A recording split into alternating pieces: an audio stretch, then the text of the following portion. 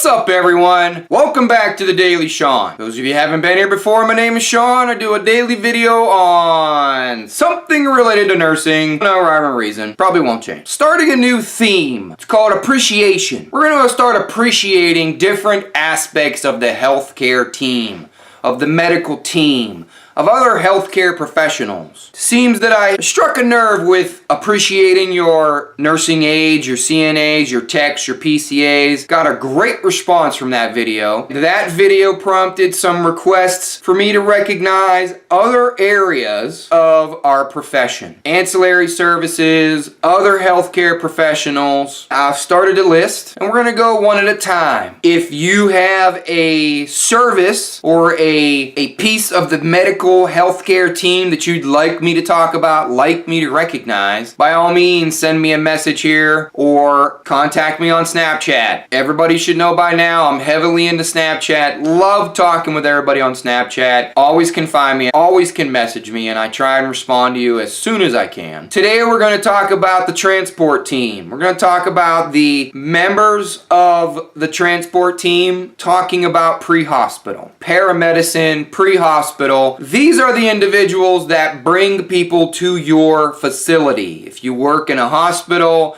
if you work in an outpatient service, these are the fine individuals that bring the patient from point A to point B, regardless of their condition. Keep that in mind. Highly trained, highly educated, regardless of the condition of that patient, regardless of what happens to that patient from point A to point B. So I came up with 5 things that I want you to keep in mind. The techs, the EMTs, the paramedics. There are nurses, pre-hospital nurses, flight paramedics, and there are nurse practitioners that work on the transport team. 5 things we're going to talk about with your transport team. Number 1, they are well-educated, well-trained individuals. They, just like you, have to undergo intense education and training in their respective field. Do they have the same education as you? Absolutely not. Their education is customized for their population of patients, their specific scenarios that they are going to encounter. I know that they have to take certain courses, certification courses, they have to maintain certain certifications, maintain continuing education credits. There are certain members of the team that have to have collegiate education. Whether or not they have to have a degree, I will bashfully admit I do not know if they require a college degree. Flight nurses, I believe they have to have a BSN in order to be a flight nurse and or pre-hospital nurse. They are highly educated and highly trained. Please treat them as such. Do not talk down to them. Do not demean them. They are your colleague, your coworker, your nursing colleague. They are part of the team. They provide a service to your patients that is absolutely required. Quite honestly, it's a job that I could never do. Number 2, they are equally understaffed. They have the same pains that you do. The next time you judge them for not being able to take care of something or forgetting something, a little overwhelmed, guess what? They're equally understaffed, if not worse. I believe they have to have a certain ratio of individuals per unit or per vehicle, per transport team. 90% of the time, they don't have the correct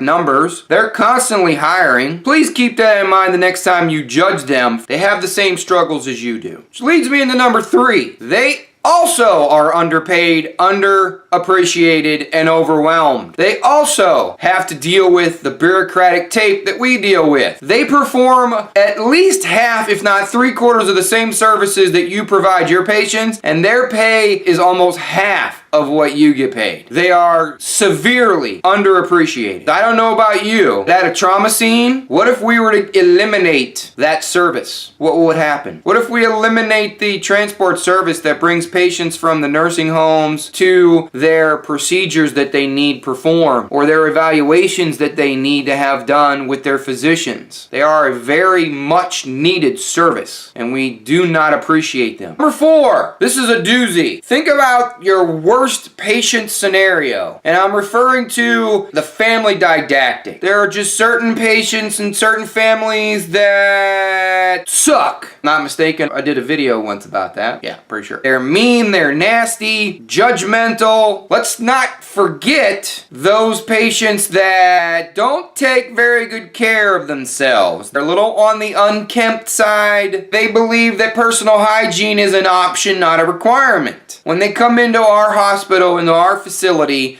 we do our best to try and remedy that situation, clean it up, make it tolerable. But what about the transport team? They have to go to those households, those facilities. They have to be knee deep in whatever funk is their normal. And that you get taken aback by the smell or the lack of hygiene, think about the transport team and some of the adventures they have had to experience. Okay. Number 5. Number 5, think about your job and how difficult it is, and every aspect of your job and how difficult that really is, with pushing and pulling, the getting in 10 different directions. And this doctor wants this doctor wants that. You got coworker issues, lack of supplies, lack of equipment, broken equipment, lack of communication. What about when you have a code in your facility and some of the interesting scenarios that you have to deal with? Every once in a while, it's a tad bit on the foobarred side. Your transport team has to deal with all of that in a small metal box.